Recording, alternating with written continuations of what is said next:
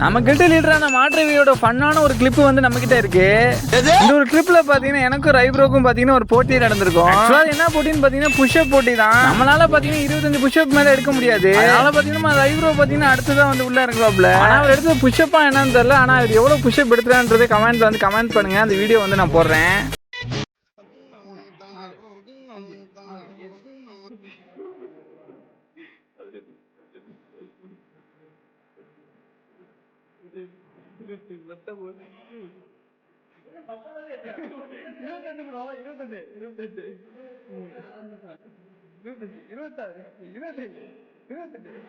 அவ்வளவு வெறி மாப்பிளைக்கு